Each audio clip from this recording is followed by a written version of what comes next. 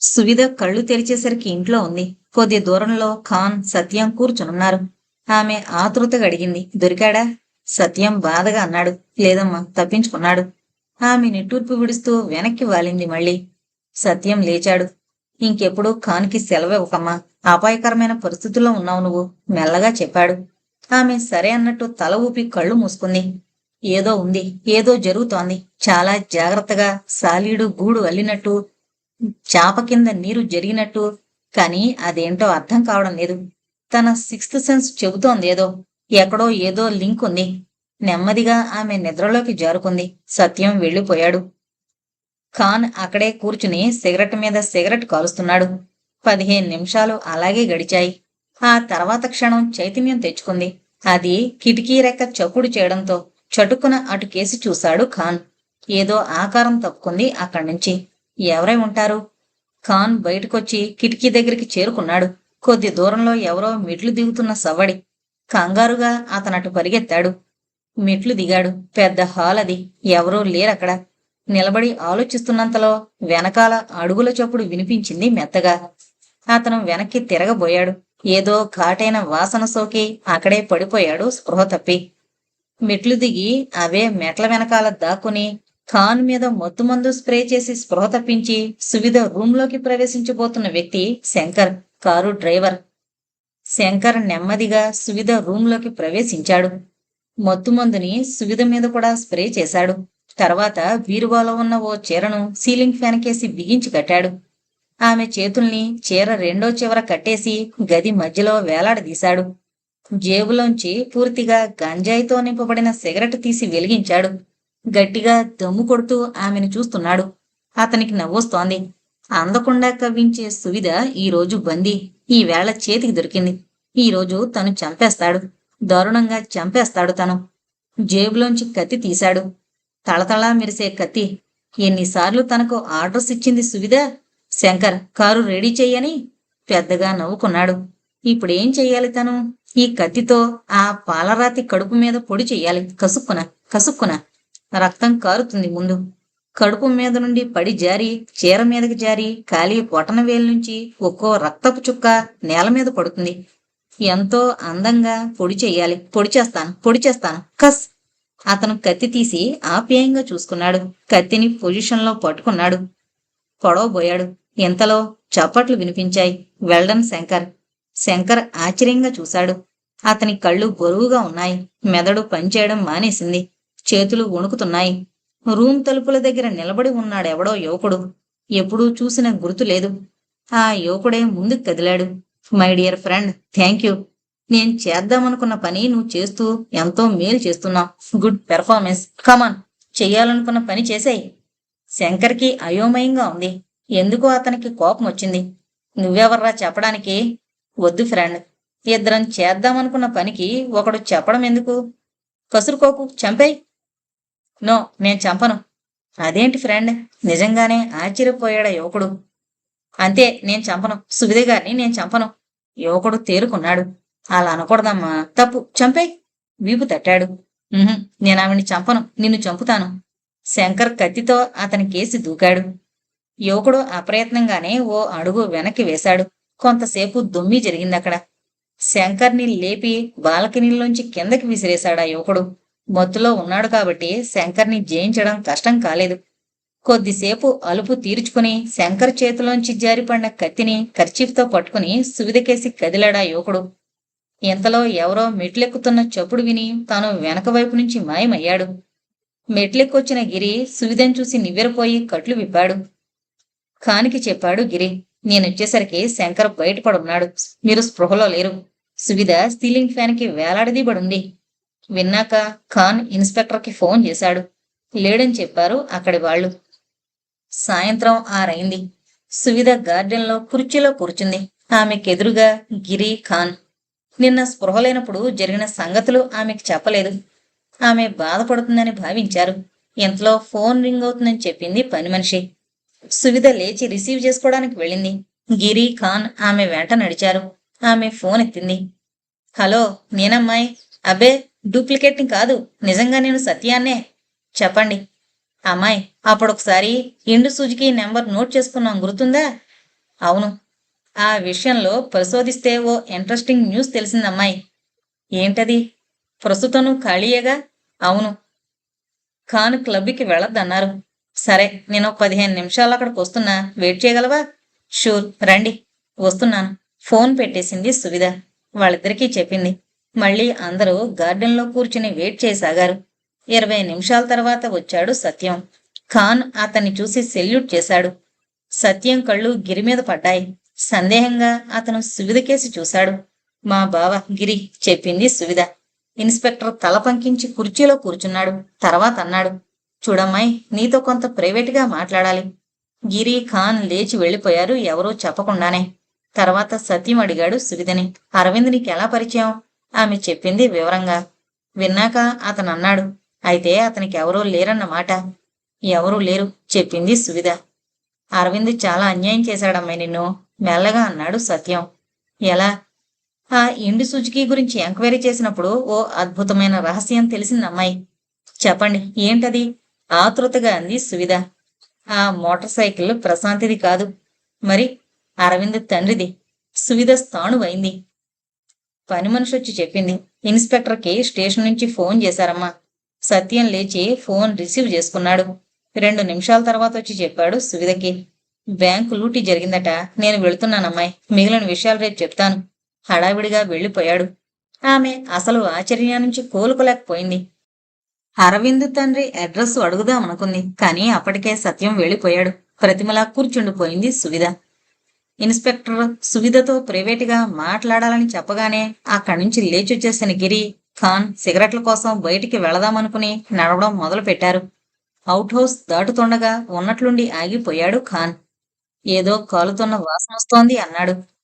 గిరి కూడా గట్టిగా ఊపిరి పీల్చి అవును అన్నాడు. వాళ్ళిద్దరి దృష్టి అవుట్ హౌస్ వైపు పడింది.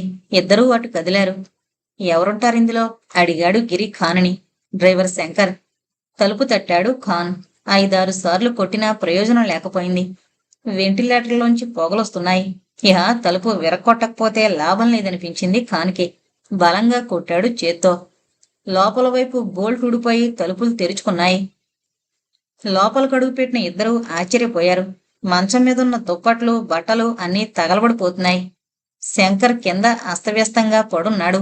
అతనికి దగ్గరలో ఓ ఇంజెక్షన్ సిరంజి ఉంది. తెల్లటి పొడి వెదజల్లినట్టుంది. 2 రమ్ బాటిల్స్ పడున్నాయి.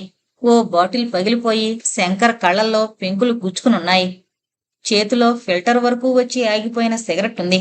మై గాడ్, మత్తుమందికి అలవాటు పడ్డాడితను, గిరన్నాడు. ఖాన్ శంకర్ చేయి పట్టుకుని చూశాడు. చల్లగా తగిలిందది. మత్తుమందు మోతాదు పూర్తిగా ఎక్కువై తారాస్థాయికి చేరుకుని రక్త ప్రసరణ ఎక్కువై మెదడు ముద్దుబారిపోయి నరాలు తెగి చాలా హీనంగా భయంకరంగా ప్రాణాలు వదిలేశాడు శంకర్. శంకర్ మానసిక బలహీనతలున్న సైకిక్. శంకర్ రూంలో గోడల నిండా బూతు బొమ్మలు అతికించున్నాయి. చౌకబారు సెక్స్ బుక్స్ పడున్నాయి. ఖాన్ బకెట్లో ఉన్న నీళ్లు మంచం మీద పోశాడు. గిరి అక్కడున్న సూట్ కేసు తీసి చూశాడు. మై గాడ్ అన్నాడు. అందులో రకరకాల ఆయుధాలున్నాయి. గొడ్డలి, గుణపం, రకరకాల కత్తులు. గదిలో ఓ మూలన్న చెక్క స్టూల్ మీద సువిధ ఫోటో ఉంది. సువిధ గుండెల మధ్య ఓ కత్తి గుచ్చబడుంది.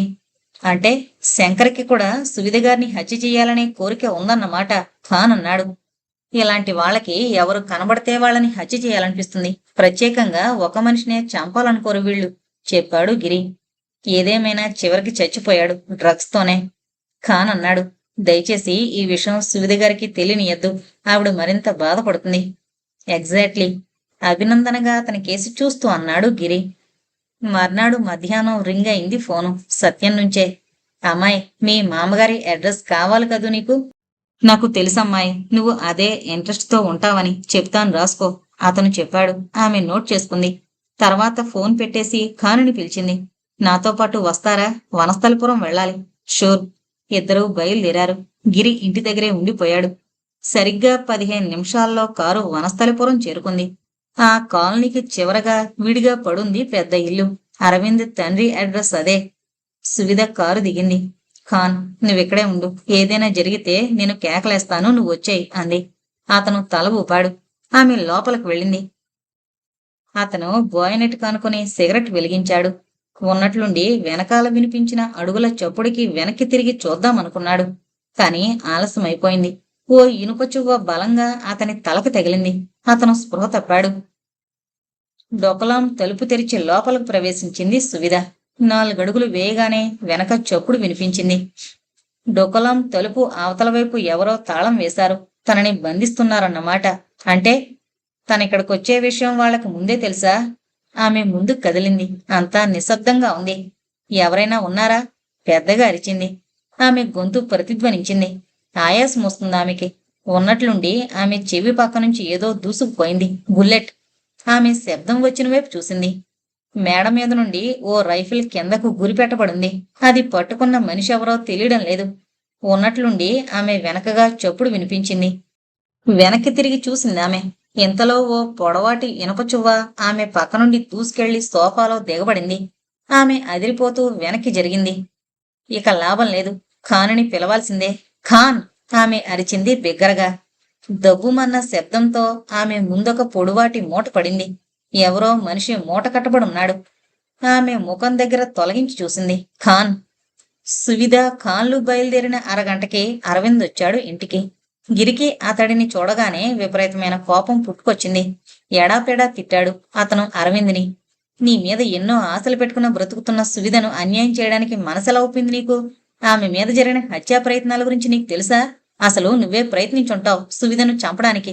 నీలాంటి నీచుణ్ణి వదలడానికి వీల్లేదు. ఐ విల్ కిల్ యూ అంటూ అరవింద్ మీదకు దూకాడు. అరవింద్ ఆశ్చర్యపోయాడు. తనను కొట్టబోతున్న గిరిని ఆపి అడిగాడు. ఇదంతా నిజమా? నిజంగా నాకే సంగతులు తెలియవు. అతని కంఠంలోని నిజాయితీకి ఆశ్చర్యపోతూ అతన్ని వదిలేశాడు గిరి. అవును గిరి, నాకు సువిధంటే చాలా ఇష్టం. నేనెందుకు చంపుకుంటాను సువిధను? ఆమె నాకు ప్రాణమిచ్చిన దేవత. మరి మొన్న గొడవ పడ్డప్పుడు చంపుతానన్నావట? నిజమే, నిషాలో అనుంటాను. సరే, ఇవన్నీ వదిలేసాయి. నిన్ను నమ్మి నీ గురించి ఏమీ అడగకుండా నిన్ను వివాహం చేసుకున్న సువిధని ఎందుకిలా మోసం చేశావు? ఏ విషయంలో? నీ తండ్రి గురించి. లేడని చెప్పావుగా, కానీ నీకో తండ్రి ఉన్నాడని తెలిసింది. మై గాడ్, మీకెలా తెలుసా విషయం? ఇన్స్పెక్టర్ చెప్పాడు. ప్రస్తుతం సువిధ మీ తండ్రి గారి ఇంటికే వెళ్ళింది. స్థాణువయ్యాడు అరవింద్. ఏంటి, సువిధ అక్కడికి వెళ్ళిందా? అవును. ఎంతసేపయింది? ఓ అరగంట. మై గాడ్, పద గిరి, అర్జెంట్ పద. మనం వెంటనే అక్కడికి వెళ్ళాలి, లేకపోతే సువిధ మనకి దక్కదు. Come on fast. ఇద్దరూ బయలుదేరారు. ఖానుని చూసి సువిధ ఓ అడుగు వెనక్కి వేసింది. ముందు జాగ్రత్త కోసం ఆమె రివాల్వర్ తెచ్చుకుంది. నెమ్మదిగా హ్యాండ్ బ్యాగులోంచి రివాల్వర్ తీయబోయింది. నో డార్లింగ్, పెద్దగా వినిపించిందో గొంతు. నో, అతి తెలివికిపోయి పిచ్చి వేషాలేయకు. ఇప్పటిదాకా నిన్ను భయపెట్టడానికే ప్రయత్నిస్తున్నాం. ఇంకొంతసేపు భయపెడతాం కూడా. ఆ కాసేపన్నా బ్రతికుండాలంటే పిచ్చి వేషాలు వేయకు. ఆమె రివాల్వర్ తీసే ఉద్దేశం మానుకుంది. నేను 4వ తరగతి చదువుతున్నప్పుడు నా తండ్రి మరణించాడు. మాకు బాగా ఆస్తుండేది కాబట్టి మేమేం చేసినా ప్రజలు పట్టించుకోరు. కాబట్టి మా అమ్మగారి తమ్ముళ్ళు, అన్నలు మా అమ్మగారికి 2వ పెళ్లి చేశారు. అప్పటి సమాజంలో ఆడది 2వ పెళ్లి చేసుకుందంటే ఎంత గొడవ జరిగేదో తెలుసుగా. కానీ మాతో ఊరంతటికీ అవసరం ఉంటుంది కాబట్టి మమ్మల్ని ఎవరూ ఏమీ అనలేదు. నా 2వ తండ్రి నన్ను బాగానే చూసుకునేవాడు. అయితే అతని వల్ల మా అమ్మగారికి 2వ కొడుకు పుట్టాడు. అప్పుడు ఆయనలో స్వార్థం పుట్టుకొచ్చింది. నన్ను చులకనగా చూసేవాడు. ఈ విషయం మా అమ్మ గమనించి తన ఆస్తిని కొంత నా పేరుంచింది. ఓ ప్రమాదంలో ఆవిడ చనిపోయింది. మా 2వ తండ్రి నన్ను వదిలేసి అమ్మ ఆస్తిని కొంత నా ముఖాన పడేసి మిగిలింది తీసుకుని వెళ్ళిపోయాడు. ఇది నేను 10వ క్లాసులో ఉండగా జరిగింది. ఆ తర్వాత మళ్లీ సంవత్సరం క్రింద కనిపించాడతను. నాతో పరిచయం పెంచుకున్నాడు. అతని కొడుకు అంటే తమ్ముడు నాకు బాగా క్లోజ్ అయ్యాడు. వాళ్ళెప్పుడూ నా ఇంటికి రాలేదు. వాళ్ల ద్వారానే నాకు మందు కొట్టడం అలవాటే తారాస్థాయికి చేరుకుంది. నేను వాళ్ళని నమ్మడం జరిగింది. కానీ జస్ట్ నిన్న సాయంత్రమే నాకు ఆ విషయం తెలిసింది. వాళ్ళు నేను మత్తులో ఉన్నప్పుడు నా చేత సంతకం చేయించుకున్నారు బాండ్ పేపర్స్ మీద. ఏమని అంటే, ఒకవేళ సువిధ చనిపోతే ఆమె ద్వారా నాకు సంక్రమించే ఆస్తి వాళ్లకు చెందుతుంది అని. ఈ విషయం తెలియగానే నేను వాళ్ళకి ఎదురు తిరిగాను. నన్ను వాళ్ళు గదిలో బంధించారు. ఎలాగోలా తప్పించుకుని ఇక్కడికి చేరుకున్నాను. వనస్థలిపురంలో ఇంటి ముందు కారాపుతూ చెప్పాడు అరవింద్ గిరితో. ముఖం మీద ముసుగున్న ఓ మనిషి మెట్లు దిగుతూ వస్తున్నాడు.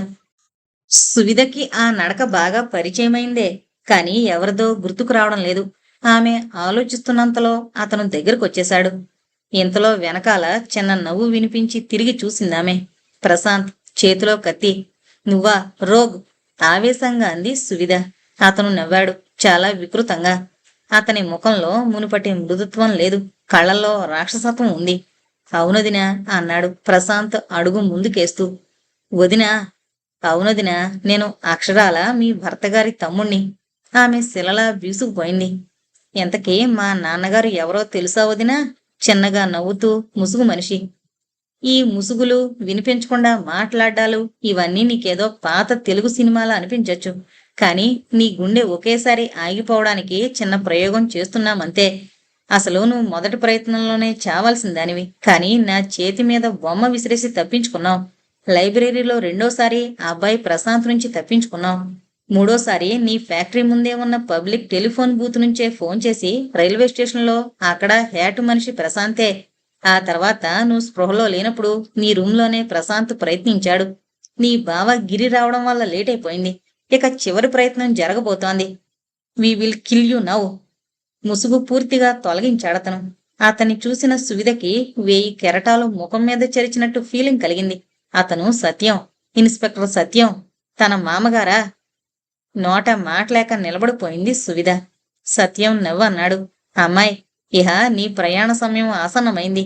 పిస్టల్ తీసి ఆమె కణతకి ఆనిస్తూ అన్నాడు. సరిగ్గా అదే సమయానికి డొకలోం తలుపు విరిగిపోయి పడింది. తండ్రి కొడుకు అదిరిపడి అటువైపు చూశారు. గిరి, అరవిందులొస్తున్నారు. వాళ్ళిద్దరి దృష్టి మళ్లిన 2 క్షణాలని ఆమె సద్వినియోగపరుచుకుంది. పక్కకి దూకి హ్యాండ్ బ్యాగులోంచి పిస్టల్ తీసి వాళ్ల చేతుల్ని షూట్ చేసింది. కెవ్వున అరిచి ఇద్దరూ ఆయుధాలు వదిలేశారు. ఇంకెప్పుడు డ్రింక్ చేయను, చెప్పాడు అరవింద్. హుస్సేన్ సాగర్ మీద నుండి చల్లటి గాలి వీస్తోంది. ముసినవ్వుతో వింది సువిధ. ఇద్దరూ ట్రాక్ సూట్లో ఉన్నారు. పరిగెడుతున్నారిద్దరూ. చాలా మెల్లగా, సువిధ గర్భవతి కాబట్టి. దూరం నుండి రైలు కూత వినబడుతోంది. ఎంతోమంది వాళ్లను క్రాస్ చేస్తూ పరిగెడుతున్నారు. అతి తెల్లటి వెలుగు ఆకాశాన్ని ఆక్రమించుకుంటోంది. మెల్లమెల్లగా. ఆ వెలుగు సూర్యుడిది, కాని ఆయనింకా దర్శనమివ్వలేదు. ఇంతటితో ఆలంబన అనే నవల కంప్లీట్ అయిందండి. దయచేసి మన ఛానల్ను సబ్స్క్రైబ్ చేసుకోగలరు. Thank you.